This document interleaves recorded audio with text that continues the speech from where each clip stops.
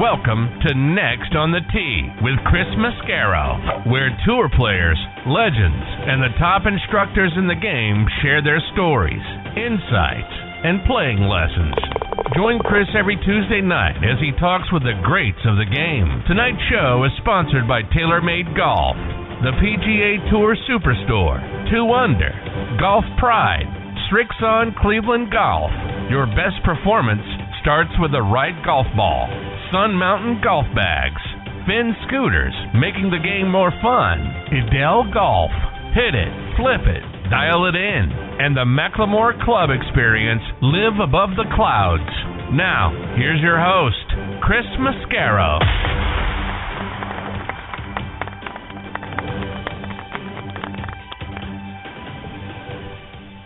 Good evening, folks, and thank you for joining me here on Next on the Tee. I'm your host, Chris Mascaro.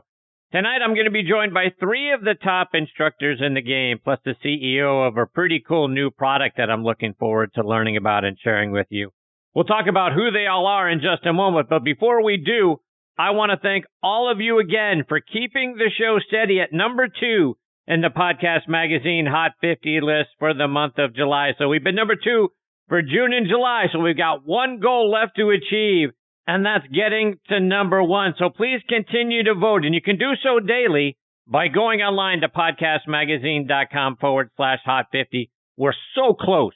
Your votes are going to make the difference. I really appreciate your wonderful support. And speaking of wonderful support, I want to give a shout out tonight to Michael Kuznar.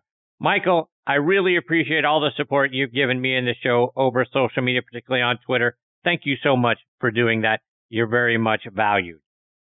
Okay, on to tonight's show. First up is going to be our resident director of instruction, Tom Patri. Tonight, TP and I, we're going to get into the mental side of the game and how important attitude and believing in yourself, how both of those things are very important to the outcomes that you're going to achieve when you're playing.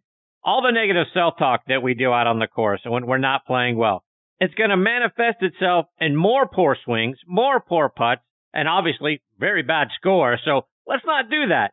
I'll talk to him about that and so much more tonight. Looking forward to having TP back as part of the show. He'll join me here in just a few minutes. Following him, I'll get a return visit from the guy who may know more about the technical aspects of the golf swing than probably anybody on the planet, and that's Bob Grissett. We're going to break down some of those all-time great swings and what made them great, plus the evolution of the golf swing from players finishing in a reverse C to now where we've got our lead leg and our back perpendicular to the ground. We'll also talk about why the putting stroke went from a lot of wrist action to almost none at all now. Looking forward to having Bob back as part of the show. He'll join me about 25 minutes from now. Following him, I'll get a return visit from the head PGA professional at the Pittsburgh Field Club, Chris Sheehan. The Field Club, as it's known in my hometown of Pittsburgh, is located not far from downtown. It dates back to 1915, and a lot of legendary course designers like Alexander Finlay, Donald Ross, A.W. Tillinghast, Robert Trent Jones Jr., and Trip Davis nowadays have lent their hand into taking that golf course, redesigning it a little bit, making sure the course layout is just right. It's famous for its 18th hole, which was originally a 277-yard par 4, straight uphill.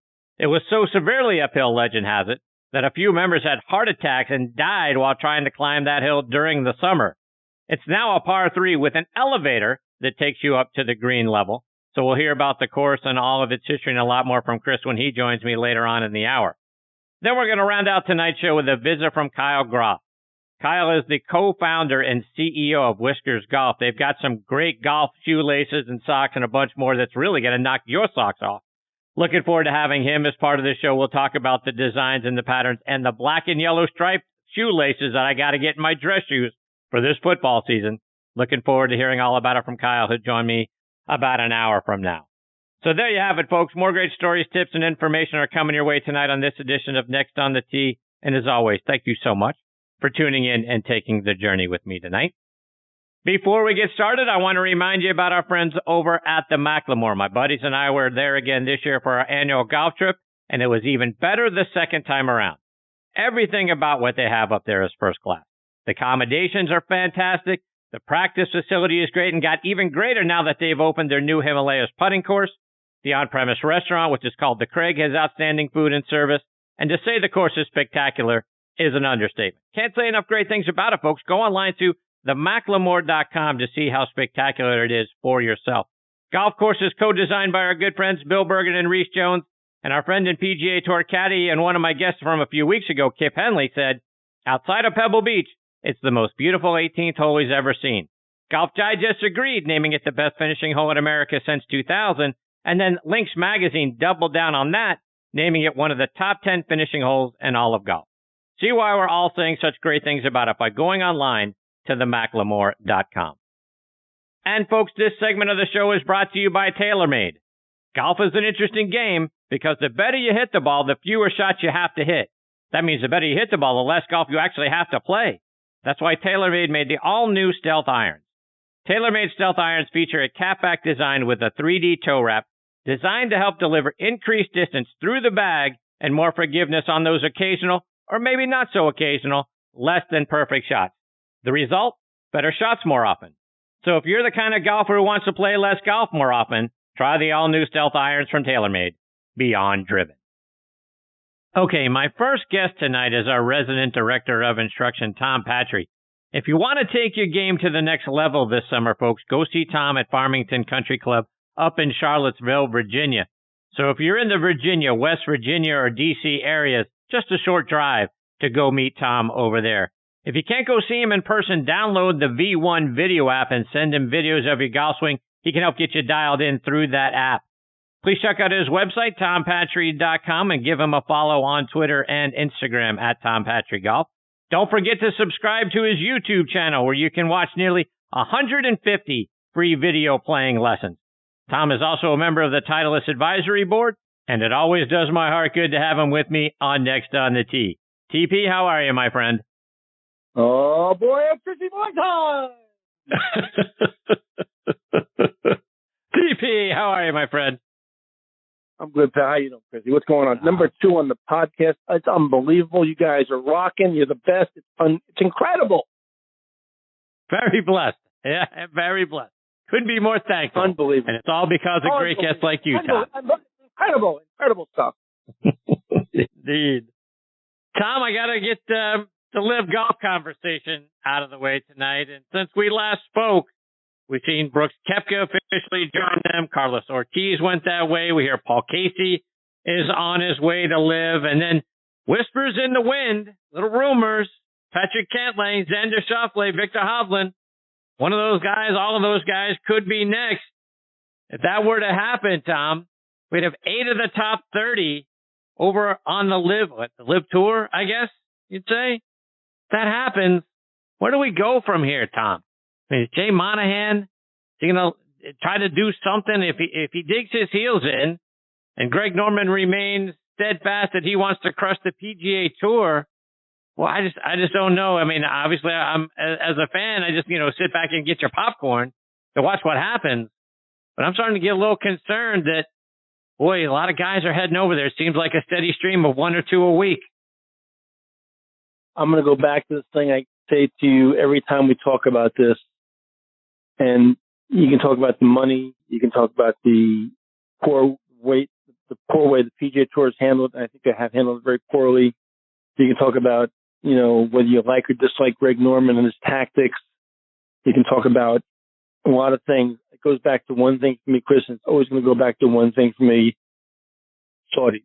And you want to get in bed with the Saudis. If that's who you want to get in bed with, if that's who you want to hang with, if that's what you're okay looking away from and overlooking the things that they've done and represent, then go ahead and do that. I mean, if that's what and I think JT made the best comment of all time.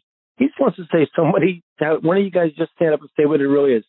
I went for one thing. It's a money grab. That's all it is. I went for the money. I didn't go because it's going to better golf. I didn't go because it's a better tour. I didn't go because it's a greater opportunity to play great golf or they have incredible sites or anything like that. It's a money grab. And if that's what you're all about, and that's who you are, and you want to take money from the Saudis, have at it. Now, as far as Xander Schauffele and Patrick Cantlay are concerned and Victor Hovland, Hovland's been rumored for, a number of weeks now. It's amazing to me, and I think you saw it, because I saw it, the comments that Fred Couples made about Mickelson and the LIV Tour this past week, and I give Freddie a lot of credit for standing up and saying what he said. But my understanding is that Cantley and Freddie have become good friends. And now what's going to happen, like the comments he made about Mickelson, I don't care if I ever talk to him again or play golf with him again.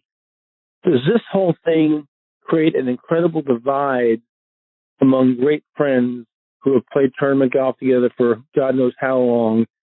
And what does it do to relationships that are important relationships within the golf world? It's ugly on every front. It's just absolutely ugly on every front. So let's make it ugly on yet another front, because as we've seen over the last few days, right, Ian Poulter sued the DP World Tour so that he could go play in the Scottish Open, and he won, oh, by the way, at least a temporary stay. It could start to get to a point, Tom, where this thing gets litigious. I mean, if the majors, and we know the PGA Tour doesn't run the majors, but if Augusta National and the USGA and the R&A and the PGA of America were to get together and say, nope, none of the guys that have defected and gone over to the LIV Tour, they are no longer allowed to play in the four majors, and then we start to get the attorneys involved. I mean, this could really, I mean, I get the personal things from player to player could get ugly, but boy, you start to get lawyers involved, and this thing really starts to get super ugly. Yeah, so let me answer on two different fronts there. First of all, Ian Poulter is what the English people call a wanker. Okay, and I'll leave it at that. He's a complete wanker. Okay, hey Poulter, I hope you're listening. You're a wanker. Okay, give me a call, Poulter, you wanker. And that's number one. Number two is on the legal side. You're right, Chris. And it's going to happen. That's the first of many situations that will involve lawyers and courtrooms and rulings and a tremendous amount of money being spent both on players' parts and on tournament directors' parts and back and forth. You're right. It's going to get incredibly ugly on a whole other front that we were just beginning to unravel and address. It's bad for golf. Okay. I have friends in my golf world that think the LIV Tour is a great opportunity. And I look at them like, what the hell are you talking about? And they look at me like, don't you understand, Tom? So even on my own front, on a personal front, Chris, it's creating a little bit of a divide. And listen, I have dug my heels in, not because of what it's doing to the PGA Tour. It has nothing to do with that for me. It has to do with who the Saudis are, period. It has to do with ethics and morals and how you treat human beings, both males and females, and different cultures. And for me, I can't accept it or condone it in any way, shape, or form. All right, so let's move on to more positive conversation as we look ahead. Let's do that. Yes. We look ahead a couple of weeks to the Open Championship. Rumor has it, speaking of rumors, you played the Old Course, Tom. What's it like just trying to put a peg in the ground on the first tee of the Old Course? So, Chris, I think we shared this off air a little bit, and I'll go into a little more detail. You know, the golf's been everything to me, Chris, in my life. It's been my whole life. It's kind of who I am and how I identify myself and how other people identify me. And other than my wife and my immediate family, it's the most important thing in the world. The game itself. The game is my best friend outside of my wife. It's provided me with incredible joy and some tragedy as well. And it's just been an emotional ride for me. So my dream was always to play. One of my dreams was always to play St. Andrews. And my first, I played several times now, but my first occasion when I went over, a good friend of mine, Jeff Hall, the USGA, arranged for me to have a tour of the R&A, which was extremely special to me to get into the R&A and be shown around by the curator. It was just an incredible happening for me to be able to get in there. And I held the Claret Jug, I held the Ryder Cup, and the great room, and just through up to the secretary's office and so forth. It's always incredible. So much so that when I came out, they had arranged me to play immediately after the tour. And this guy kind of speaks to who I am as far as what golf means to me. I walked onto the first tee and just out of nowhere, I didn't even feel it coming. I actually just broke down and started crying. like a baby, like an absolute little child on the first tee. And the people who I was paired with, who they had made this arrangement for me to play with, would look at me like I'd lost my mind. But it was so emotional for me to be there at the home of golf. And then after I played that day, I walked across and through the village to the University of St. Andrews, to the graveyard where both Allen Robinson, old Tom Morris, and young Tom Morris are buried. It was kind of like a pilgrimage, if you would. But it meant so much to me. And to have it, 150th Open back there this year, it is such a special thing for golf. And it means the world to me. It's just an incredible place. So you threw out the name Allen Robinson. Old Tom Morris, young Tom Morris, got it.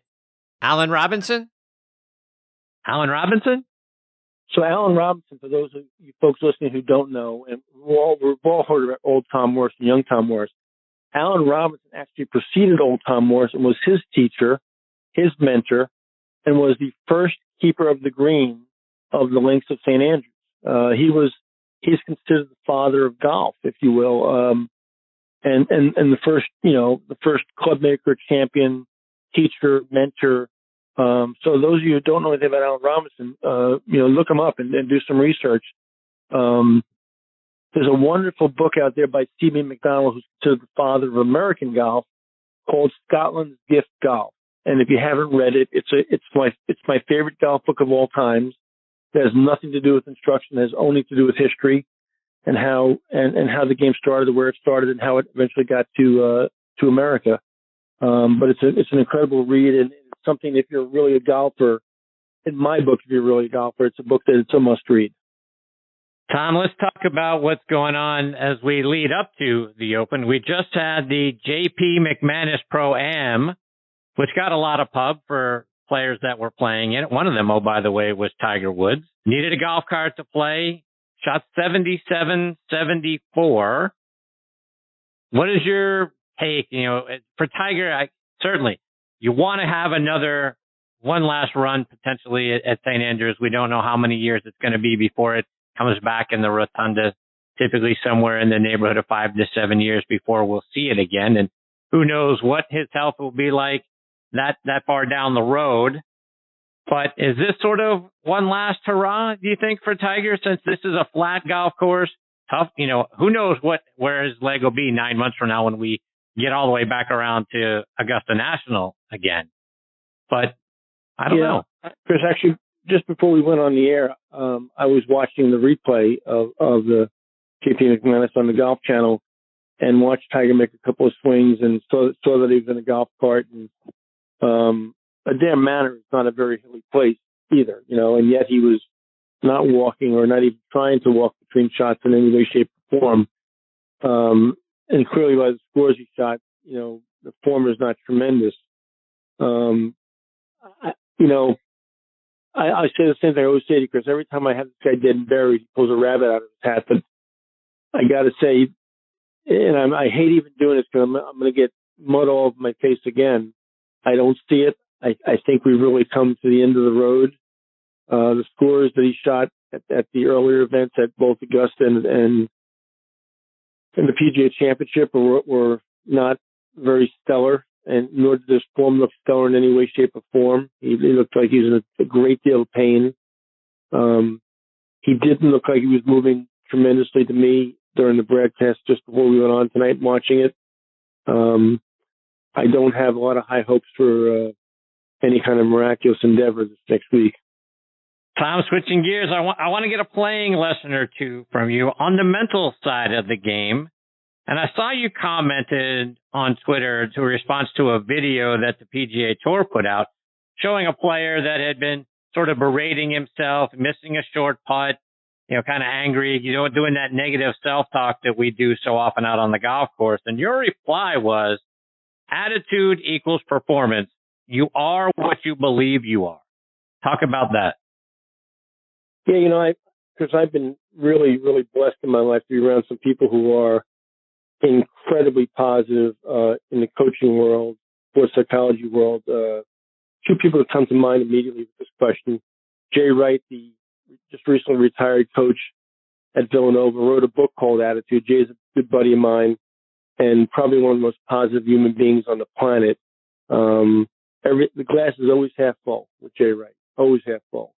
And there's always a way to get better. There's always light at the end of the tunnel. That's just the way Jay lives his life, the way he coaches, and the way he is day to day. And we've sat down and talked about it a lot as far as performance. You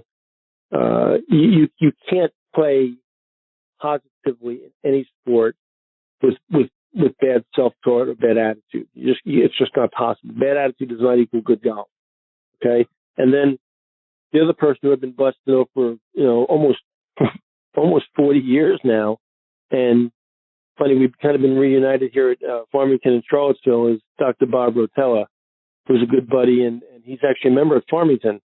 And we've spent time pre my Farmington years together on numerous occasions, and now actually was just over his house a couple of weeks ago and sat down and had some questions for him about my own golf game and my own mental attitude and how I should view things at 63 years old as far as senior golf is concerned.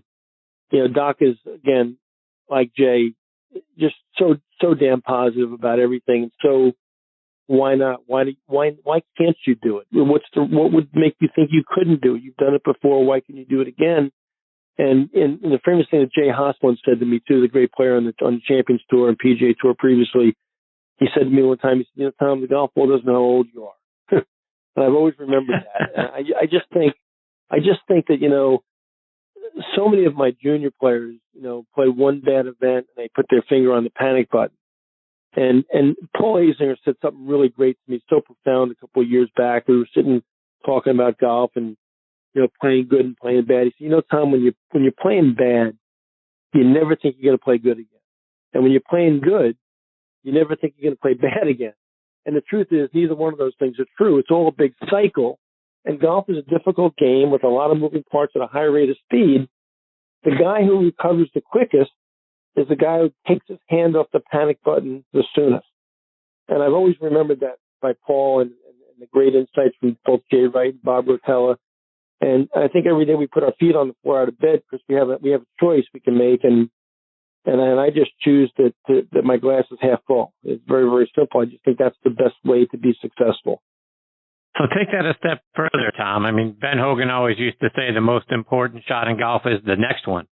How do we compartmentalize, a bad shot and just put it in the back of our mind and go, okay, now I've got to go play this shot because we hit it in the woods or put it in a bunker or in the deep rough, whatever it is.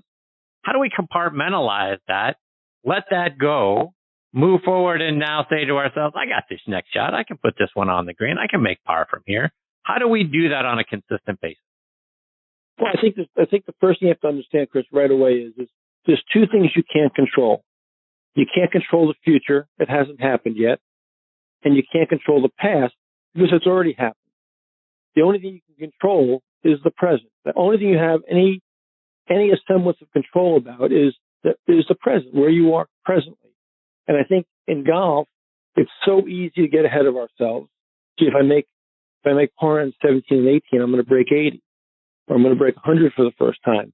Or, gee, I can't believe I made that damn double bogey back on 15. How stupid am I? I can't believe I did. And you're carrying it forward with you. So I think one of the things you've got to do, and you call it putting it in a compartment, is you've got to understand that the only thing you have control of is the present. And you can't live in the past, and you can't look into the future. It's not possible. Okay, it's not possible. So I think good players, two things. Good players have very short memories. they don't carry things forward. And a good buddy of mine, Mike Diffley, who's a great club professional in New York and a very fine player, played a bunch of senior majors and won a bunch of tournaments in the Met section. He and I grew up together. And Mike has a 30-second rule. After he hits a crappy shot, you have 30 seconds to be pissed off. If you want to be pissed off, you have 30 seconds. You have a 30-second rule. After 30 seconds, you got to check back in. That's the rule. And he lives at that rule and does really well with it because he's got a little bit of a temper, but he might get pissed off for 30 seconds and then he clicks the switch, he's back in. And you got to do that as a player if you're going to be successful. You can't be dragging things through the mud for 2 and 3 holes. You're going to spin recklessly out of control and it's going to be over. Tom, one of the things you mentioned is looking ahead. and we're both baseball fans. You know, the one thing you don't do in baseball on any level, one thing you don't do is when the pitcher's got a no-no going, you don't ever talk to him about it. Most of the times you don't even sit near him. But our buddies, when we're playing, boy, Chris, you're playing great. You know what? If you par these last 2 holes, you'll break 80. Yeah. Thanks. Appreciate that. How do we get ourselves back in the moment when our buddies have just let us know that we're about to shoot the round of our lives? You know, I tell my juniors all the time, my college players, my professional players that I coach, you know, your mental ability to stay in the present, your ability to stay positive, your ability to put things away after they're done, is a skill, just like chipping and pitching is a skill, just like driving the golf ball is a skill, just like being a good putter is a skill. Your ability to be mentally strong and be present on the golf course in the present only, not the future or the past, is a skill. And it's something that takes practice. And some people learn it, you know, over a period of time and mature into that ability. And some people never learn because they don't really think of it as a skill. They just think it's like something that's going to just come eventually. I think you have to practice it. I think that skill is something that can be learned, can be developed. I think just like anything else in life, Chris, golf is so much like life. I think you need a very thick skin to play golf well. You know, almost a little coat of armor, if you will. You know, life throws curveballs at us all the time. You and I have had, we've had some off-air conversations about things in our lives that weren't very pleasant with health issues with relatives and friends and stuff like that. And those are tough things we get thrown at all the time. Well, golf throws things at us on the golf course all the time. They're called double bogeys and it's called bad swings. And those of us who learn the skill and develop a thicker skin are usually the ones that rise to the top. Tom, before I let you go, Bob Grissett is my next guest, and I know the two of you know each other really well. Anything you want to share about Bob? Bob Grissett, Chris, is he's really an incredible cat. Chris and I have known each other through social media first and now in person for a number of years now. And, you know, he came to me later in my teaching life. And I can tell you, with all the people I've been blessed to work with in my life and learn from, and I've been blessed. Ledbetter, McLean, Toski, Flick, Strasbaugh, Mike Hebron. I mean, I'm going to leave people out. And I don't mean to do that. Bob Ford. I'm not trying to leave anybody out. I can stay on here for 15 minutes about the people who have helped me in my career and mentored me, and I couldn't be anywhere near where I am without all those people and all they've done for me. John Kennedy at Westchester, Mike Diffley, who I mentioned previously. Bob Grissett is one of the greatest physicians, the TP fold of all time. He's a brilliant guy. He's a thoughtful guy. He's an incredible teaching mind, coaching mind. He is just, his talent runs so deep, and I have so much respect for the guy. He's so passionate about what he does, and he's been later in my life a huge influence on me. I called him just last week one night about 10:30 at night. He picked up the phone. I had a question for him about my own golf game. When I look for information or I look for help with my own game, we're all still trying to get better every single day. He's the guy that I call. He's the first guy that I call right now in my life. Wow. So you're blessed to have him on your show. I love the guy dearly. Please give him my best. The guy's just a tremendous human being and a guy that I really dig talking to about the golf swing and just a quality guy. So you're really blessed just to have him on. So please give him my best. I absolutely will. And you're 100% right that I am blessed to have him on, and I'm looking forward to getting to him here in just a moment. TP, before I let you go, remind our listeners all the places that they can find you, whether it's on your website and it's on social media. I could care less about where they can find me, Chris. I wanted to say again, as I said the last few times I've been on, I'm so happy for you with that podcast poll. You put so much into this. We are all blessed to be part of your show. You're the best at what you do, and I hope that somebody out there recognizes that and we move this thing to the next level for you because you deserve it, pal. I appreciate that very much, TP. I love you, my friend. Stay safe. All the best to you and your family. Look forward to catching up with you again in a couple weeks. You got it, pal. Tell Griff I said hi. I absolutely will do it. Take care, Tom. Thanks, buddy. That is a great Tom Patri. I'll tell you where you can find TP. TomPatri.com is his website. Tom Patri Golf is where you can find him on Instagram and on Twitter. And the best place to find him is on the V1 video app if you're not anywhere in the Virginia, West Virginia, or D.C. areas. Get a video of your golf swing, send it to Tom. He'll help you get to the levels that you never thought you could. He'll get you there, and he'll get you there this summer. Before I get to my next guest, Bob Grissett, I want to remind you about a few of our sponsors, starting with our friends over at Srixon Cleveland Golf. Is your driver adjustable? Of course it is. How about your irons? Didn't think so. Adele's new SMS irons give you adjustability in an iron to match your swing. These new irons come with 3 weights lined up across the back of the club. By moving the heavy weight to the heel, center, or toe location, you can match the club to your swing instead of vice versa. The result? Total control of the club face for more distance and accuracy. Your irons can't do this. Check them out online by going to adelegolf.com.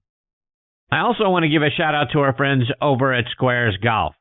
Are you like me, always considering new golf equipment, maybe a new driver? Well, let me reset your thinking because I discovered Squares golf shoes. The patented Squares toe provides balance, stability, and a wider base for increased connection to the ground, effectively increasing your swing speed by 2.2 miles per hour and an average of 9 yards of distance. Independent testing proves it. That's right. It's proven in science. Go to squares.com, get the Squares 30-day money-back guarantee, and use promo code DISTANCE to get $20 off. Remember, distance comes from swing speed, and swing speed comes from your connection to the ground. Squares, the distance golf shoe. Okay, now back in next on the tee with me is not only one of the top instructors in the game, but a guy whose support over the last few years has meant the world to me, and that's Bob Grissett. Let me remind you about Bob's background. He played his college golf at the University of Miami. He's been annually named by Golf Digest as one of the top instructors in the state of Florida.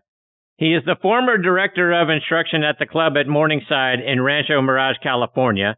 He's written a couple of great books, 10 Lessons, The True Fundamentals of the Golf Swing, and 10 Keys, Basic Elements of the Golf Swing. And I'm very honored to have him back with me again tonight here on Next on the Tee. Hey, Bob, thanks for coming back on the show. Hey, Chris, how you doing? I'm almost in tears with all the tremendous compliments that Mr. Patri paid me. And well-deserved, by the way, so I'm glad you heard all of those. Back at him. I love that guy. He's just one of the highlights of my life was, getting introduced to him and becoming a friend. And same with you, Chris. You do an incredible job, great interviews, great show.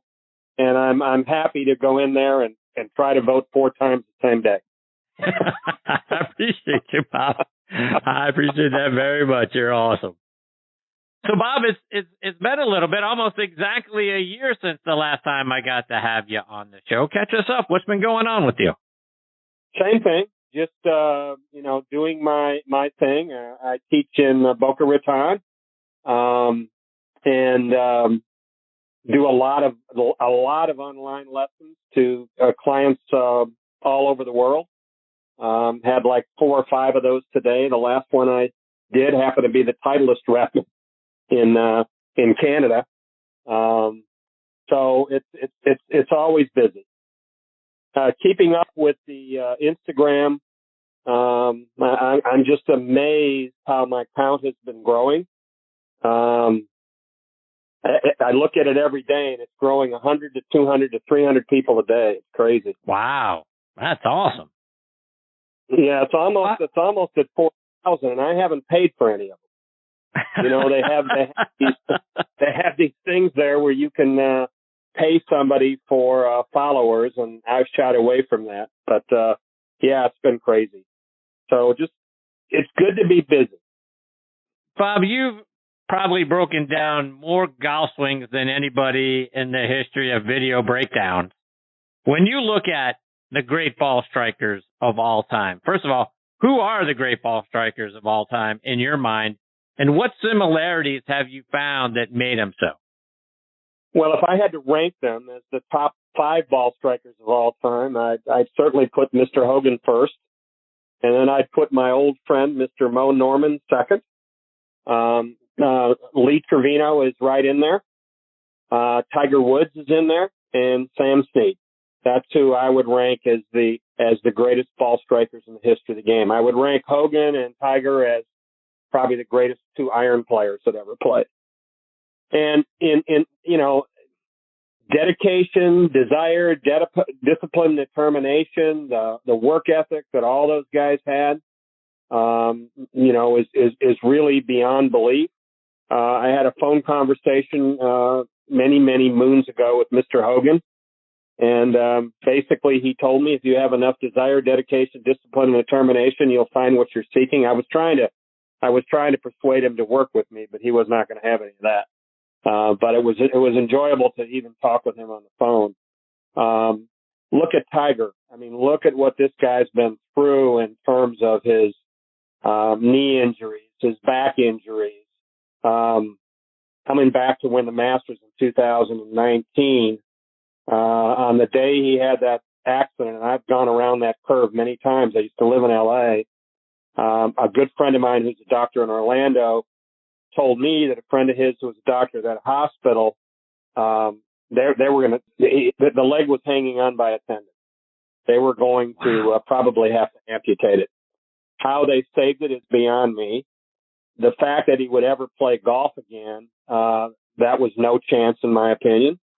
The fact that he would ever play tournament golf again, no chance in my opinion. And yet here we are. I was watching earlier today the J.P. McManus Pro-Am in Ireland. And probably the largest crowds ever for a Pro-Am. They had between 40 and 50,000 people. And it was 10 to 15 deep watching Tiger. It was amazing to watch. No, that would be my rankings in terms of ball strikers. Ball strikers, it's interesting. It's just like great swings. Great swings don't always equate to great players. A friend of mine, Grant Waite, one of the greatest swings in the history of golf, probably had a fairly mediocre, definitely a mediocre tour career. Wasn't a very, very good putter. And there's been a lot of guys like that through the years. Tom made some interesting comments about, playing in competition and how much mental it is. And, it takes a special breed of cat. You look at Scheffler and, everybody was talking about how great this guy could become and couldn't win. And then he wins and then he went nuts. He won there, I think 4 times in like 6 weeks. And continues to play great. And people don't realize how hard it is to win on the tour today and how deep the talent pool is. I mean, it's unbelievable. Bob, I want to go back for a second to the phone call with Mr. Hogan. I tell the story all the time about the first time I had the opportunity to interview Gary Player, and I'd gotten a phone number to reach out to him, and we were going to record the segment. And leading up to it, I was afraid that I'd dial the number and he wouldn't answer. And then when I dialed the number and the phone started to ring, I became more nervous that he actually would answer. And he was fantastic, and he's been a wonderful guest on the show for many years, and I can't thank him enough for how gracious he has been with his time. But when you're dialing the phone to talk to Ben Hogan, what's that like? So I was young, playing, fresh out of college, had spent 4 years with Toski at Ocean Reef, had worked with Jack Groth, and a number of Wild Bill Melhorn, O'Neill Buckwhite, some of the names people don't know, but some of the great legends and names and ball strikers in the history of golf, always trying to get my craft better. And I got it in my mind I wanted to work with Hogan. So and I know he didn't work with anybody, but I sent him a letter, and I got a signed letter back, but which I'm sure was signed by his secretary, saying that I sent it to the factory, to the Hogan factory, and he was saying, he doesn't come in at all. And then I knew that he played gin almost every day at Shady Oaks Country Club. One morning, I pick up the phone and I call Shady Oaks Country Club, and I said, I'd like to speak to Mr. Ben Hogan. And the lady said, well, he's not in right now. I had forgotten the time difference between Miami, where I was living at the time, and Fort Worth. So I said, well, I'd like to leave a message. Could you have him please call Bob Grissett back? And then I left my number. And at the time, I was living at the Country Club Miami in a condo, and our phone was hooked into a switchboard, which if we had calls, there'd be a red light on the phone when you came out. So I went and played golf that day. Didn't think much of it. And I got home, the red light was on. And I called the switchboard, and she says, a Mr. Ben Hagen called. Mispronounced his name, and he wants you to call him tomorrow morning at 10 a.m. So I did. I called Shady Oaks at 10 a.m. Fort Worth time the next morning, and he came to the phone, and I gave him a brief history, and he said, Bob, I can appreciate what you're looking for. If I gave lessons to everybody that asked for them, I'd be on the tee 24 hours a day. So I made it a practice many years ago not to give lessons to anyone. But if you have enough desire, dedication, discipline, and determination, you'll find what you're seeking. And that was the end of the conversation. Wow. But it's indelible in my mind. I mean, no doubt. It's because he was obviously a hero to me, and but the 4 Ds is where it's at, and that's why I have so much respect for Mr. Woods. So let's talk a little bit more about Tiger, and we've seen him struggle in the comeback from the injury and all of that. Talk about the role that the right leg plays in our swing for right-handed players. Right? Do you think Tiger's going to be able to, as you said, you never thought he'd play again, and if his leg was hanging on by a tendon, I could see why that would be your thought. But talk about the role of the right leg, and is he going to be able to kind of continue to play at a high level with what you've seen? This could take a few minutes to answer. So, first of all, in golf swings in the history of the game, we have 3 pivots.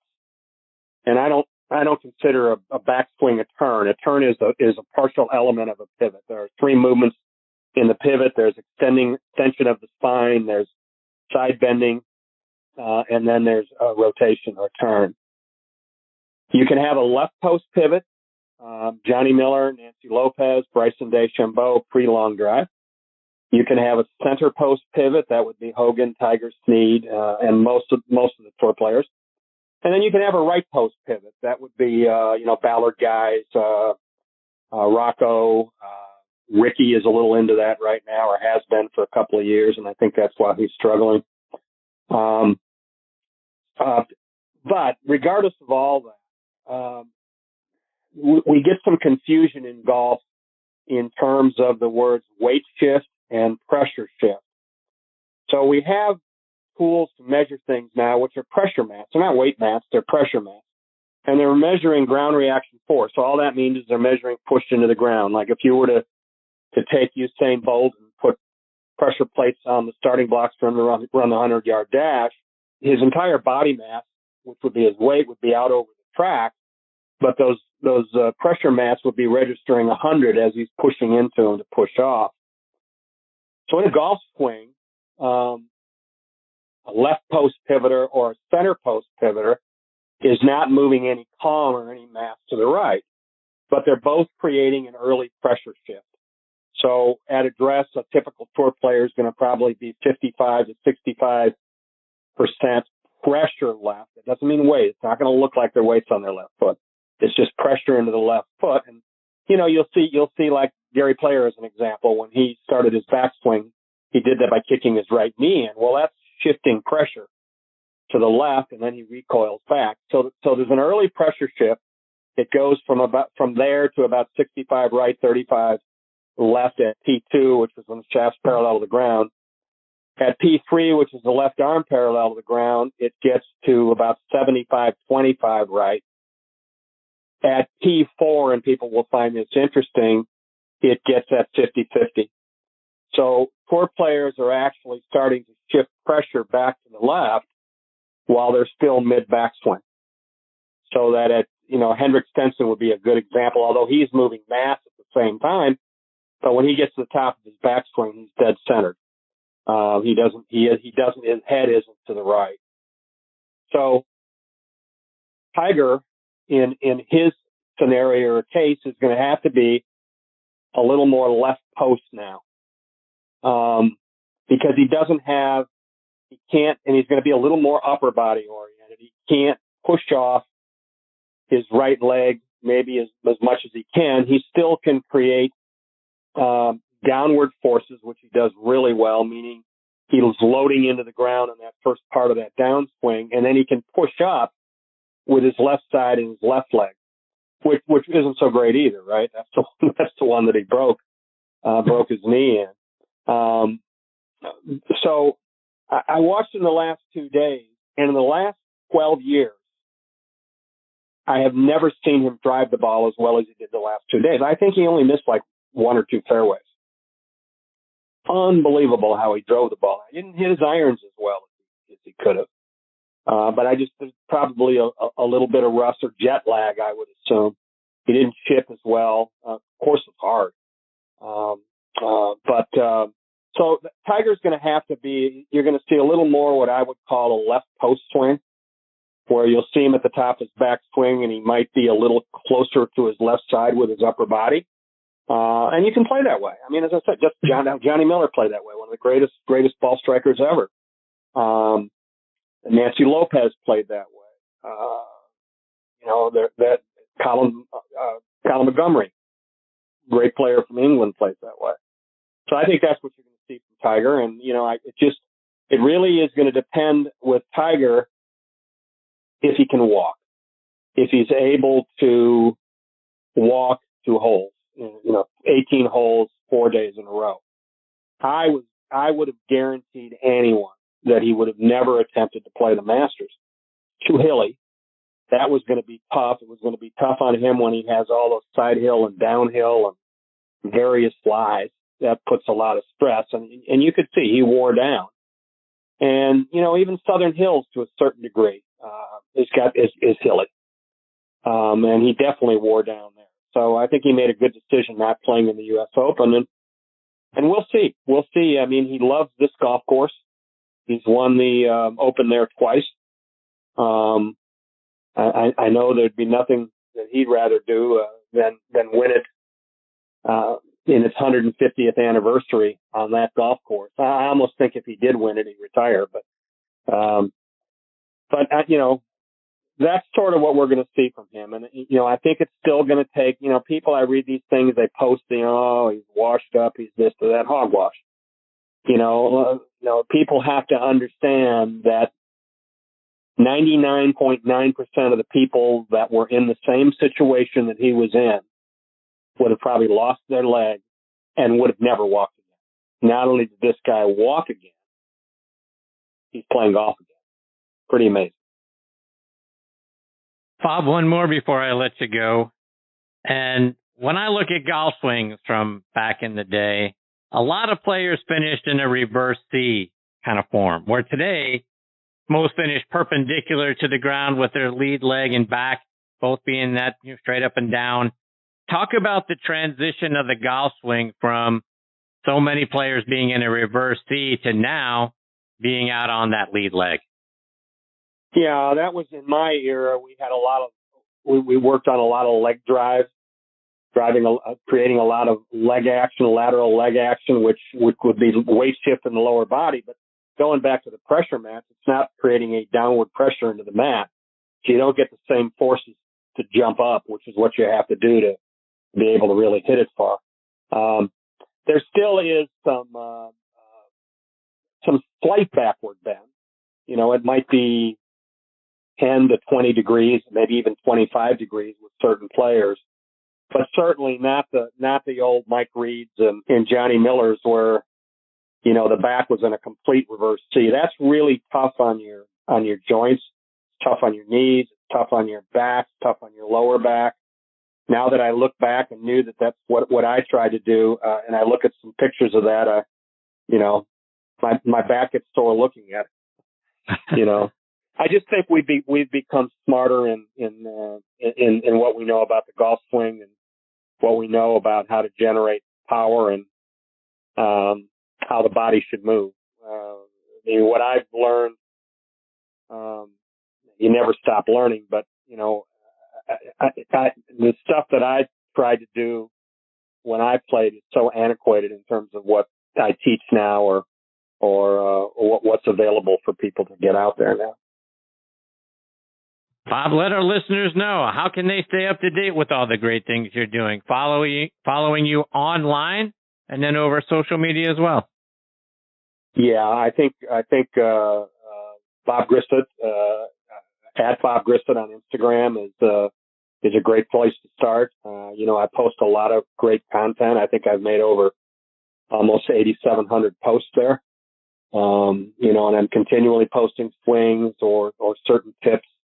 My website, bobgrissettgolf.com. I'm on Facebook as well, both with Bob Grissett and Bob Grissett Golf. I'm on Twitter. But I think for golfers, the best place is Instagram.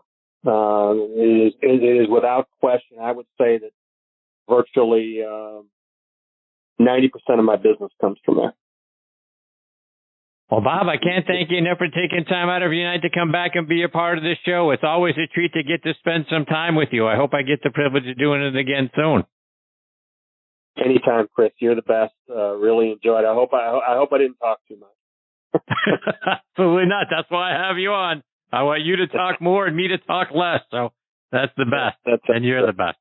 Appreciate it. All right. Thanks, Take Chris. care, Have Bob. a great evening. Have a You great too. day. And are you a Pirates fan? I am a Pirates fan. And we know you're a Steelers fan. Of course we do. All right. Well, go Steelers. Thanks, Chris. See you, Bob. That is the great Bob Grissett, folks. Grissett is the spelling of his last name. Highly recommend you go check out his Instagram page. The stuff that he has out there, so many great swing lessons, tips. You're going to get visuals of the greatest players of all time and what made them great. And bobgrissettgolf.com is his website. Go on there. Make sure you bookmark it. And then if you're in the South Florida area, down in the Boca, Miami, kind of that sort of southeastern part of the state, and you're looking to take your game to the next level this year, go see Bob. He's absolutely fantastic and a wonderful man, and I look forward to catching up with him again soon. Before I get to my next guest, Chris Sheehan, I want to remind you about a couple of our sponsors, starting with our friends over at 2 Under. 2 Under men's performance briefs have just released their new Spring and Summer 22 collections with fun, new, and exciting prints like the Freedom 2 and 3, Santa Fe, Tigers, Zebras, and Duckies. And their new exclusive Folds of Honor collection, where they donate 20% of all Folds of Honor sales proceeds to that cause. The patented Joey Pouch technology delivers maximum comfort, fit, and performance while preventing any unwanted skin-on-skin contact or chafing. Good for anything from the golf course, to the boardroom, to the bedroom. You can find these 2 Under performance briefs in over 4,000 golf pro shops nationwide, all Shield Sports stores, all PGA Tour superstores, Golf Galaxy, Dillard's, and other fine retailers near you. You can also order them online at 2under.com. That's the number 2, UNDR.com. 2 Under, performance in your pants. Use code NEXTTEE20, that's NXTTEE20, for a 20% discount on the 2 Under website. Also want to give a shout out to our friends over at Golf Pride. In golf, light grip pressure releases power. Golf Pride engineered a secret the pros know. A larger lower hand encourages lighter pressure. Plus 4 technology is designed with 4 additional layers, which reduces tension in the lower hand to generate more power. Play Plus 4 and release the secret that pros know. Now available on Tour Velvet, the winningest grip on tour. Grip confidence, grip golf pride. Okay, now next on the tee with me is Chris Sheehan. Let me remind you about Chris's background. He's from Warwick, Rhode Island. He attended Trinity College over in Hartford, Connecticut, where he was the captain of the baseball and hockey teams. He was an All-Region and All-American nominee in both sports. In golf, Chris won the 2003 Western New York PGA Section Assistant Professional Championship, and he tied for 38th at the TaylorMade Adidas National Assistant Professional Championship later that same year.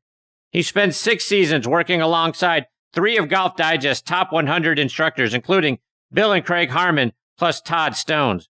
In 2009, Chris was the PGA South Florida Section's Private Club Merchandiser of the Year. He's been a PGA professional since 1999, and he's worked at clubs like Bighorn Golf Club, Oak Hill Country Club, Inverness, Tuscany Reserve Golf Club, Gateway Golf and Country Club, Pelican's Nest Golf Club, and Lebanon Country Club, and now he's the head golf professional at the Pittsburgh Field Club in my hometown of Pittsburgh, Pennsylvania, and I'm very excited he is back with me again tonight here on Next on the Tee. Hey, Chris, thanks for coming back on the show. Oh, Chris, absolutely. What a pleasure. Great to be back. I appreciate you. So, Chris, I know it's been kind of a whirlwind for you over the last, couple 3 years. Talk about the opportunity. How did it come about for you to go from Lebanon Country Club to my hometown at Pittsburgh Field Club? And the Pirates are beating the Yanks right now, 4-1, so I'm sure that makes you happy. Yeah, it does. Yeah, when I worked at Oak Hill and Inverness, I always thought that, the Field Club, that sort of 100-year-old private club, would be the place that I would get. And, it didn't work out when I was 26. So we ended up in Florida, and we got caught in the housing crash of 2006, and we just kind of bided our time. We ended up, saving our money and having a chance to sell our home, and we ended up at Lebanon and in 2017, and then the Field Club came open, and you go against all the young guns from Oakmont and Marion and all those kids, and poor membership at Field Club selected me, and here we are. The 10th golf professional of the Field Club in 140 years. So it's just, it was a whirlwind. It was certainly a life lesson in sticking to your plan, your guns.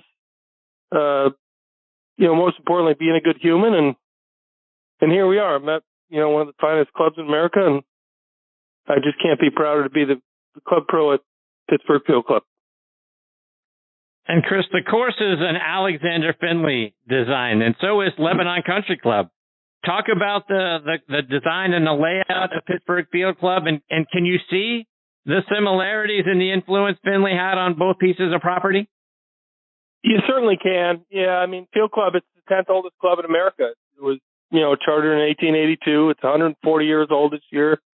Started as a cricket club, and then golf became popular in, the 1890s, and they had some members who said, hey, let's play 3 holes of golf.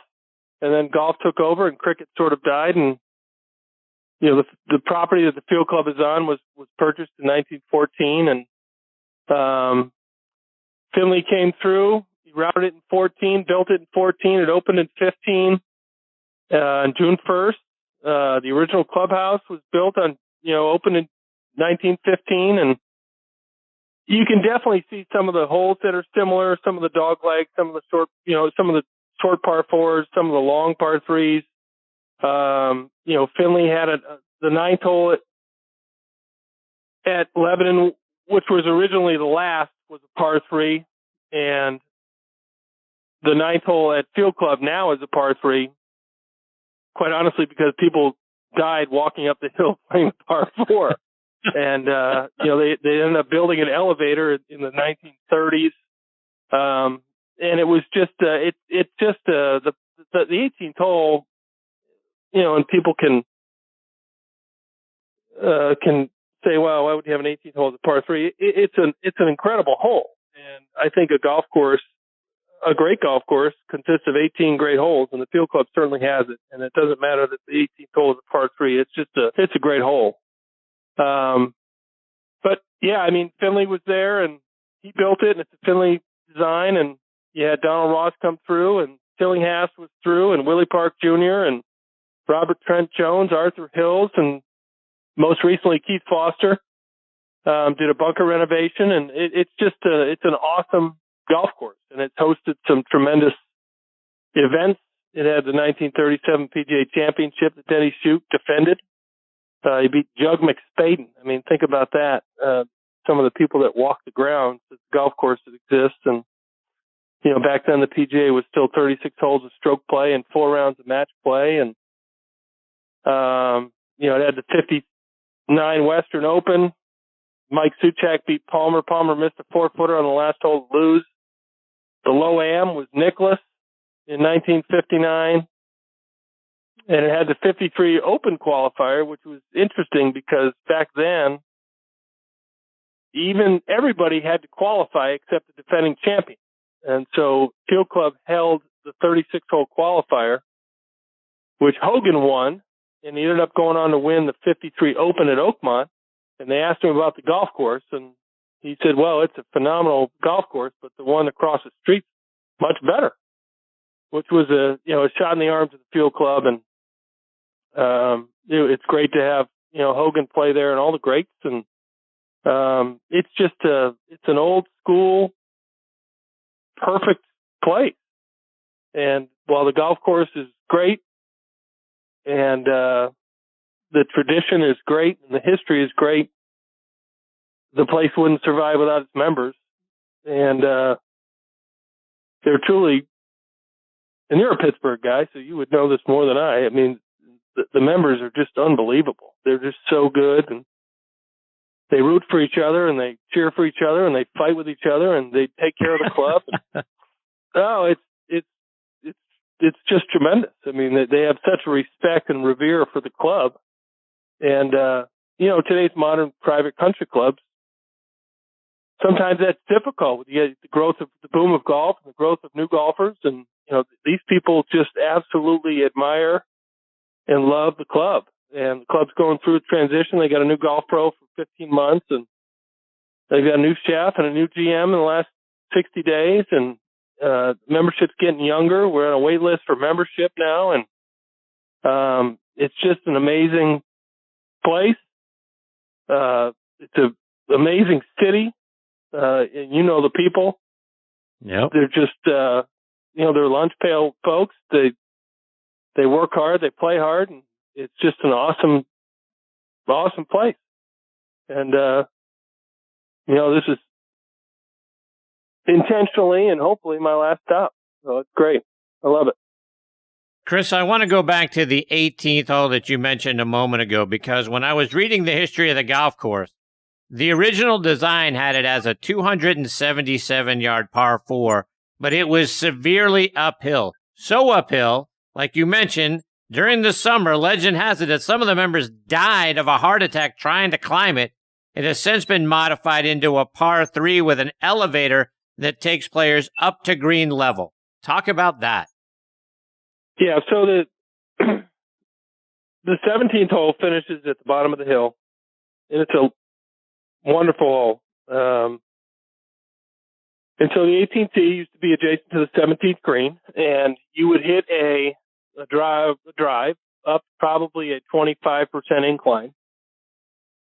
And then you'd have to hit, you know, wedge or mashie or whatever they were hitting back in the day, straight up another 25% incline. And it was just a hard walk. And after, you know, 3 hours and 30 minutes, it's a long walk.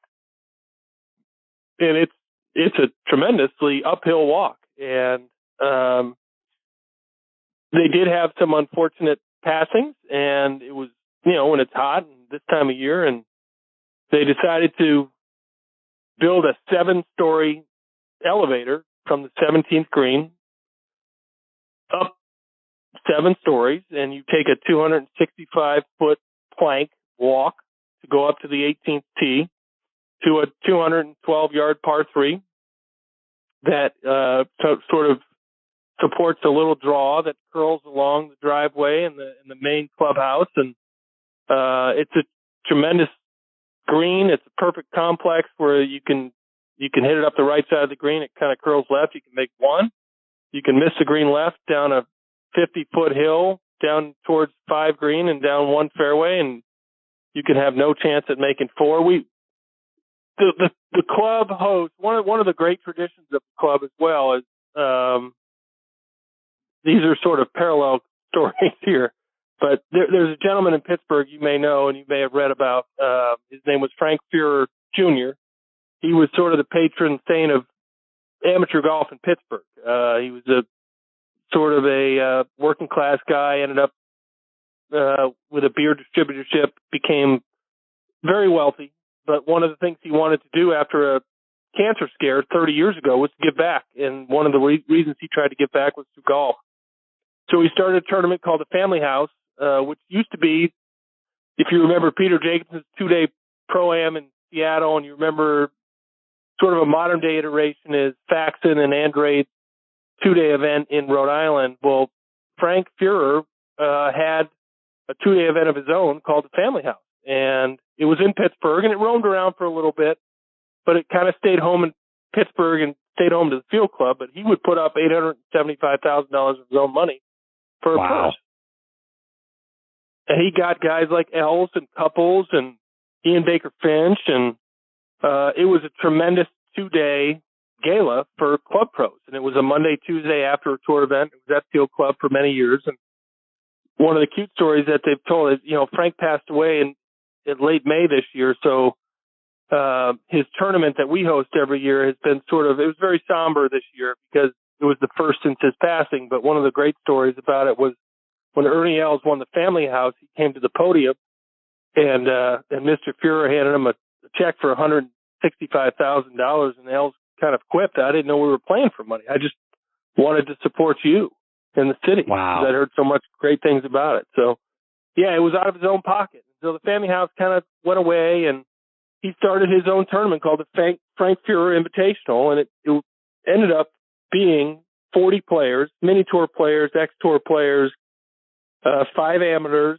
kids that all have a chance, kids that maybe will make it, kids that need a break. And it's a $250,000 purse. First place is $40,000. It's 72 holes over 3 days. And, last year Chase Koepka won it. Now he's, playing the LIV Tour. And this year, a kid who won it was David Bradshaw, who's now won it 4 times. And David Bradshaw has won the West Virginia Open 12 times. Wow. Which is only second to, I think, Steed, who won it 16 times.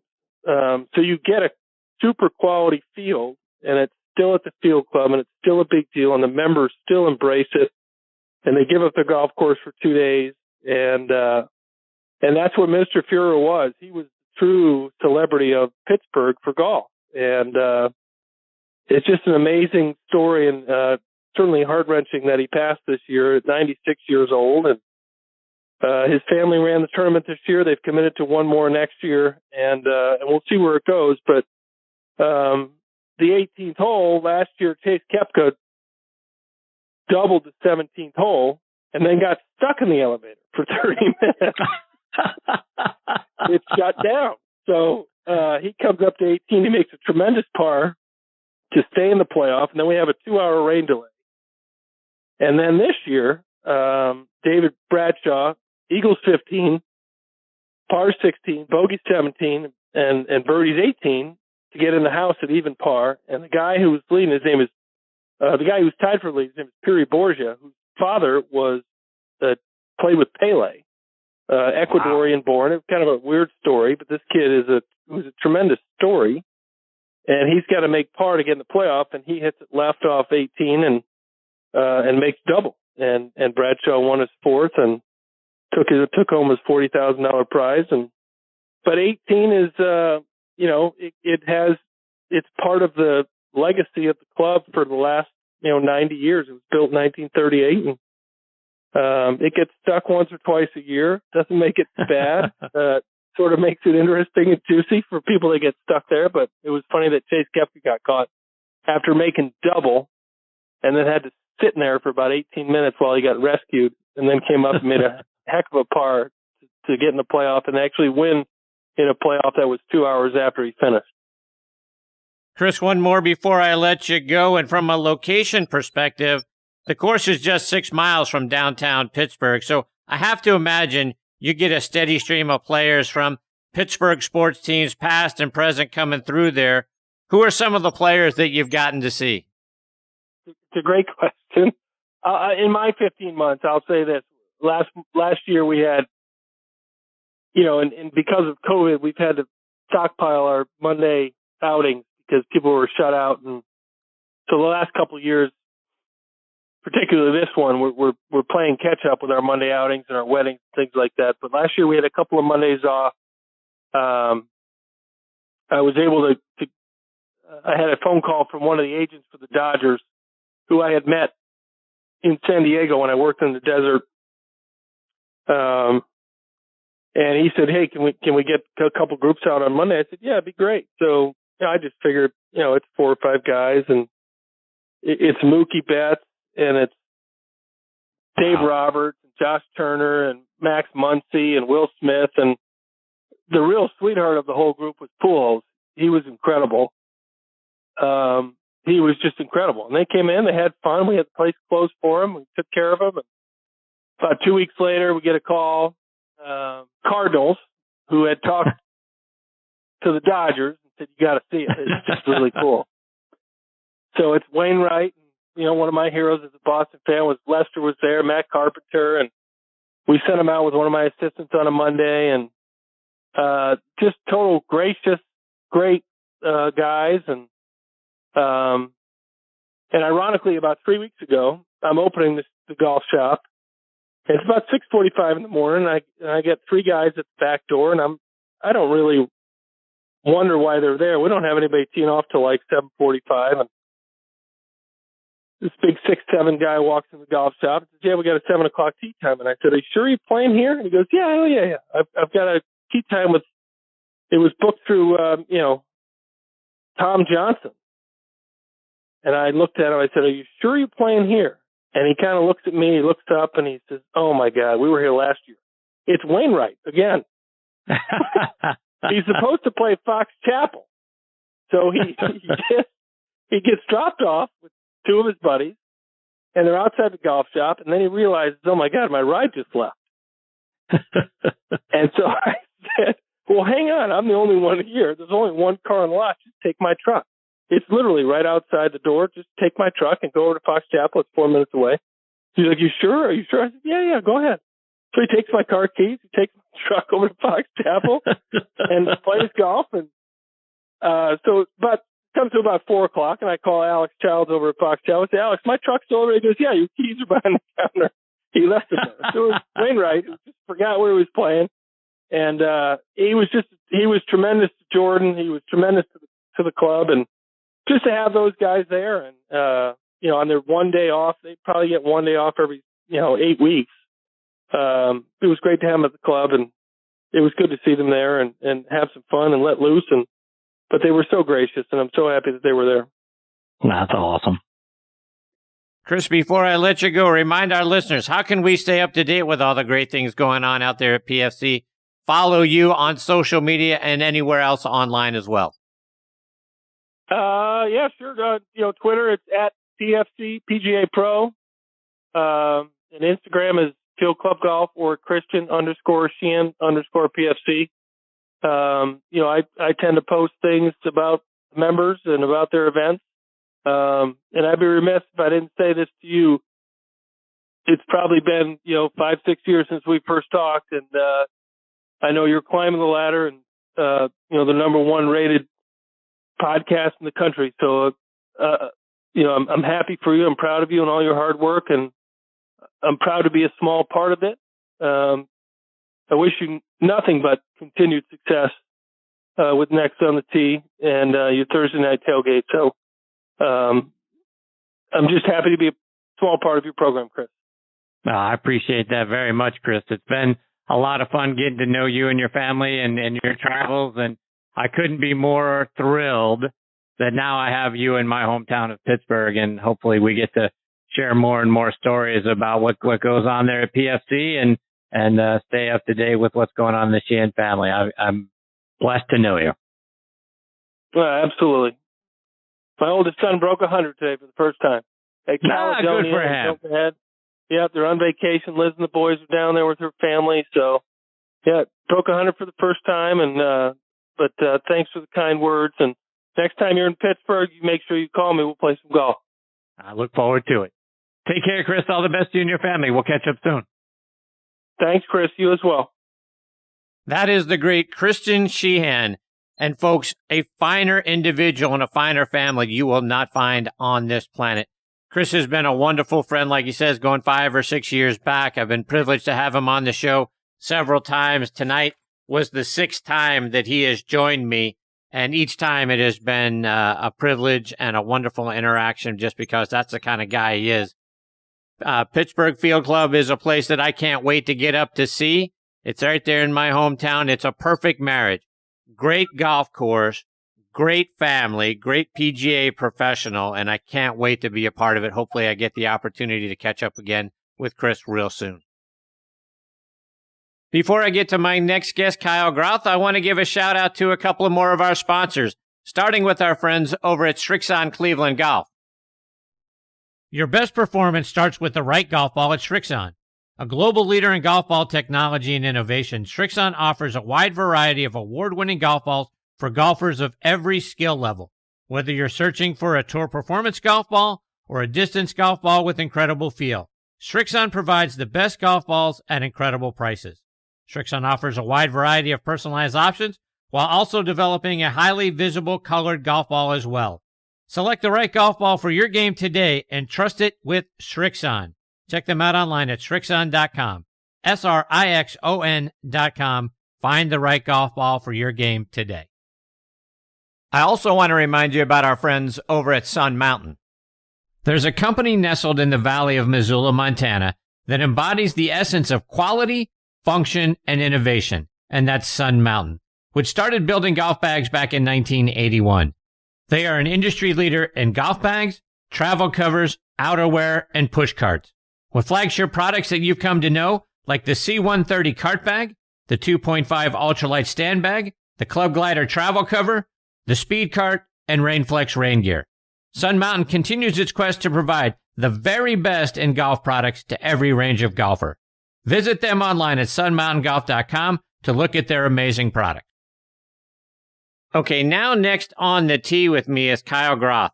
Kyle is the co-founder and CEO of Whiskers Laces, which is a premium shoelace company with laces that are going to liven up your golf shoes and knock your socks off. Kyle is from Delray Beach, Florida, played college baseball at Cornell University, where he was a team captain and played first base and outfield. His fielding percentage during his sophomore year of .995 is the 4th best all-time at Cornell. And he ended his senior season with a bang, hitting home runs against Yale, Brown, and Penn, and had 11 hits over his final 6 games. Started Whiskers Laces back in 2017, and I'm glad to have him with me tonight here on Next on the Tee. Hey, Kyle, thanks for coming on the show. Hey, thanks for having me. You do your homework. I haven't heard those stats in a while. Absolutely. So, Kyle, take us back to those days at Cornell. How does a kid who was a 3-year all-county player at Pope John Paul II High School down in South Florida end up playing his college baseball up in Ithaca, New York? Oh man, it was a shock. I actually met the coach out in Stanford, out in California, believe it or not, and then ended up going up to upstate in Ithaca, New York to play and school and go to undergrad there. And it was a shock to say the least. I think in South Florida, if it was below 50, we would just cancel the game and play next week. And in Ithaca, my first game, it was snowing and we shoveled the field. It was a different culture for sure, but glad I went. It was a great group of guys, great university. So, just a blast. And Kyle, there have been some pretty prominent people in the world of sports who went to Cornell. People like Keith Olbermann from broadcast perspective, hockey legends like Joe Neuendijk and Ken Dryden, Gary Bettman from a commissioner perspective. Go way back in the day. Robert Trent Jones went there. Dick Schaff went there. Our friend over on the football side to do a show called Thursday Night Tailgate, Ed Marinaro, as an alumni as well. Ever get a chance to spend any time around any of the Cornell legends? A few, we used to have just like athletic dinners and some of the Hall of Famers would come back into town, and got to meet a few of them. And some up and coming as well. There's some hockey players that were there while I was there that I was friends with that are still doing well. And my roommate actually in college was a quarterback. And so I got to know a good bit of the football players and the alumni there, and trying to make it back every few years for some of the alumni events as well. So Kyle, about 5 years ago, you founded Whiskers Laces. Where did the idea to start a premium shoelace company come from? I think if you asked me 6 years ago if I would be in shoelaces, I probably would have said you were crazy. But I've always been fascinated with building fun brands, finding these kind of white spaces and categories that were forgotten. I started my career in spirits and bourbon and then rum, helping grow a couple brands in those categories, and then was always really fascinated with the sock revolution. And I knew a founder of one of the sock companies that really helped lead the charge and take that category from the black, white, commodity-driven category to what it is today. And it was probably late 2016 when I ripped a pair of shoelaces. I was lacing up a pair of Cole Haans, ripped a pair, and then went looking for a replacement pair of laces. And that's when it hit me that there really aren't any. You can buy your really cheap replacement lace of kiwis at the pharmacy or grocery store, but there really wasn't, and there weren't any brands out there that were making quality laces made in the U.S. With different styles, designs that would allow you to add a subtle pop of color. And so once it hit, I went down this like 6-month shoelace rabbit hole, just pulling all the data, the stats I could figure out, and who's in the market, who's doing what, who's doing it well, what are some of the barriers to enter just as a company and a consumer. And then I was lucky enough to partner and meet up with Mike Gossett, who's our chief of product. I knew very early that I didn't have the product sense and innovation knowledge. And so Mike spent 20 years of his career at Nike and Crocs in product innovation. And as soon as I pitched him the idea, he was on board. And so 2017, we started mapping out the product, figuring out how we wanted to launch, really test the business, test the category, prove the concept, and really prove that people would buy a better pair of laces, both from a product quality and also a style standpoint. And so we launched January 2018 was our first full month. And so we launched very intentionally in dress laces to begin with, knowing that it was a black, brown primary shoe category that we could disrupt with a pop of color. We could make the brand known, establish the brand as a premium brand, get some real good learnings behind us, and then roll out from there. And so it took a few months. I think our first month we sold 100 pairs, and we were thrilled, and probably 50 of them were like friends and family. And then by April we started to see it hockey stick. And then by holiday season in 2018, there were days where we were selling over 1,000 pairs a day and trying to hire friends and family and get laces out the door and to people in time for the holidays. Since then, we've expanded quite a bit. So since really 2018, say early 2019, we started getting a lot of consumers just reaching out specifically for golf laces, which I thought was interesting just because there's such a heavy overlap in those categories. And so in 2019, we actually did a small golf test with some of our power customers. Got some good learnings under our belt to figure out what works for the category, start designing different weaves, materials. We're also in the process of bringing our supply chain over to the U.S. In 2020. And we had some large golf plans in 2020. And then, of course, the pandemic hit, and we wanted to make sure folks were still buying shoelaces at a time where they weren't wearing shoes. But we were fortunate enough to really make it through the pandemic and come out strong since then we've grown, and now we have dress laces, boot laces. We launched 35 different sneaker laces, and we're up to about 60 pairs of golf styles as well. So, Kyle, talk about the quality of your laces. What is it that sets them apart from, as you mentioned, whether it was the Kiwi brand or whoever's brand it was that you pulled and broke apart? Talk about how yours are different and better. Sure. Yeah, I think that's one thing that, shoelaces have been around for centuries, right? I think it's probably been one of the most overlooked accessories around, and it's very common in as a footwear company. If you're looking to hit your margin, the first two places you look is you cut cost in your shoelaces and you cut cost in the insoles. And so typically when you buy a new pair of shoes, even if they're $300 pair of shoes, you're still getting that standard cotton lace that cost them 13 cents to make. And so what we did is we tried to just play around and redesign what's in the shoelace and then how it's woven and what works best for each category. And so all of our laces are made here in North Carolina. We were able to update some of the materials just based on durability and sustainability as well. So all of our laces are made from recycled plastic polyester, some nylon in the sneaker and golf, as well as our dress laces. And then I'd say another area that sets us apart a little bit is typically you get like that single plastic wrapped aglet. Aglet is a good trivia word. It's that end of the shoelace, the plastic end of it. For our dress laces, we have metal aglets. And then for our golf, sneaker, and boot, we just have extra wrapped, just much more durable aglets so they don't fray on you as you lace and unlace them. So, Kyle, when I look at your golf laces, you actually have them in a couple of different, I guess you would call them styles, because you have athletic golf and classic golf. What's the difference between the two? Sure. That was one of the challenges when launching in golf, right? Is there's really two main styles of shoes when you're looking at like shoelace length. Athletic is more that traditional sneaker, think Nike, Adidas, Echo style shoe. And then classic, we call it classic. It's really the old kind of dressier FootJoy style that takes more of a dress lace than an athletic lace. So we wanted to make sure we had laces for both of those and then multiple designs and patterns inside of each. You've also got a team collection, and as a Steelers fan, I got to get my hands on the black and yellow striped ones for football season. But you've got them in all kinds of different color combinations. Some out there, my wife's a University of Georgia fan, as is my brother-in-law, and I see you got some Georgia colors, Alabama colors, Carolina colors.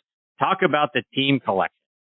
Yeah, that's probably, so after we launched with kind of our basic collection of what we thought just covered the basics and got consumers what they wanted. And then right behind that, we assumed that the team colors would take off for us. And they really have across all categories, particularly golf. It depends on the season. I think it's interesting. It makes total sense, but particularly around football season is when those collections just take off for us, for both pro and college schools.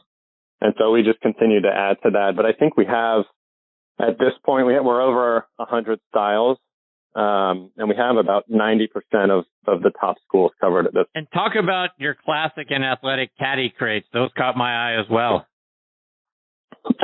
No, absolutely. We've been playing around with some fun brands. We partnered with Palm Golf to supply some of their towels, their ball markers. We included some Whiskers branded tees and marker as well. And then inside of that, we have both in the athletic and classic. We have a 3-pack of laces that just covers the essentials. Those have done great for us. We're actually sold out of most of those now and in the process of restocking. But that was a fun collaboration we did with Palm and really saw that take off. And that was one of the first collabs we've done in golf. And since then, we've really seen just the category take off. It's been a ton of fun to be in. Golf, as you know, is just a joy. It's a small world. People are great to deal with. And once things start to take off, they start to snowball. So we've seen a good bit of PGA, LPGA players and caddies wear them over the past few months. And so that's when it starts getting really exciting, when you get texts and emails from friends just seeing your laces on TV. And Kyle, you mentioned a little bit ago the sock revolution, and I always tell my friends at work, don't try to out-socks me. And you've got some very cool-looking socks as well. Talk about those.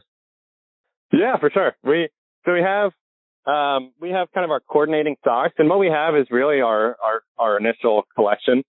And so what we wanted to do was launch with a few different styles of dress and sneaker style socks, of that mid-range sock that allows folks to really coordinate with their laces. And so all of those colors match with our top selling laces, and are some of our best sellers in golf as well. But our socks also are made from recycled plastic polyester. They're all made here in North Carolina, by a great partner of ours. And so, and over the next 90 days or so, we should be coming out with some new fun designs as well in socks. Kyle, before I let you go, let our listeners know, how can they go online, take a look at all the things that you have, from the laces to the socks and everything else, and then follow you on social media? Absolutely. So on social media, it's just at Whiskers Laces. And online, it's whiskerslaces.com, or golf specific, it's whiskersgolf.com. Well, Kyle, thank you so much for taking time out of your night to come and be a part of the show. Your brand is exciting. I tell you what, the laces and the socks are something that I've got to get into my shoes to make them look a little nicer. And like I say, those yellow and black ones for football season definitely are going to be in my shoes to root on my Steelers. So thank you so much for telling us all about it, and I look forward to all the success you guys have and getting you back on the show again soon. Thanks so much for having me, and we'll send a bunch of black and yellows your way. I appreciate you. Take care, Kyle. All the best to you and your family. You too. Take care. That is Kyle Groth. Again, whiskerslaces.com is the website. And folks, I got to tell you, right, as a Steelers fan, obviously my eye went right to those, right, of course. But when I started to look around at all the different team combinations, and you talked about the socks and how you can coordinate the socks and the laces, how cool is that? Right, to get you several pairs of socks that coordinate with your laces, put them in and out of your shoes, not only your dress shoes, but your tennis shoes, your golf shoes. Oh, that stuff is fantastic. To his point, who would have thought about that? As he said, if you'd have told me 6 years ago I'd be doing this, he wouldn't have done it. But that is something, right, that we don't think about. They can really jazz up your outfit, your shoes, your golf outfit, whatever you got going on. With a nice burst of color, like he said. Fantastic stuff. Whiskerslaces.com. Kyle Groth is his name, and I look forward to following the brand, watch their success, and then catching up with Kyle again soon. All right, my friends, it is time for me to put a bow on this episode of Next on the Tee. My sincere thanks again to Tom Patri, Bob Grissett, Chris Sheehan, and Kyle Groth for joining me tonight. Scheduled to join me next week are our good friend and the host of the Golf Kingdom, Rob Strano, will be back, as will 2013 Senior Open champion Mark Wiebe. And huge congratulations go out to his son Gunnar, who Monday qualified for the Barbasol Championship this week up in Lexington, Kentucky. We'll round out the show with a big announcement from our friends up at the Macklemore. I'll have course co-designers Bill Bergen and Reese Jones, plus their CEO Dwayne Horton, all on the show with me. So they've got some exciting things going on up there. Look forward to hearing all about it. So it's going to be a great show, folks. I hope you'll come back and be a part of it with us. You can listen to this show as a podcast on just about every major podcasting app out there. You can find us on Apple Podcasts, Spotify, Google Podcasts, Audio Boom, Player.fm, Podbean. Folks, if you've got a favorite podcasting app, we're probably on that one too. Just go to the search bar, type in Next on the Tee. You'll probably find us on there as well. Please check out our website, nextonthetee.net, to see what our upcoming guest schedule looks like. Plus, we give you links back to recent episodes and individual guest segments. So whether you've got 20 minutes or 2 hours, we've got some great content on there for you as well. Folks, thank you again for choosing to listen to this show tonight. I know you have a lot of great golf podcasts out there to choose from. I am very thankful that you continue to make Next on the Tee one of them. Until next week, hit 'em straight, my friends.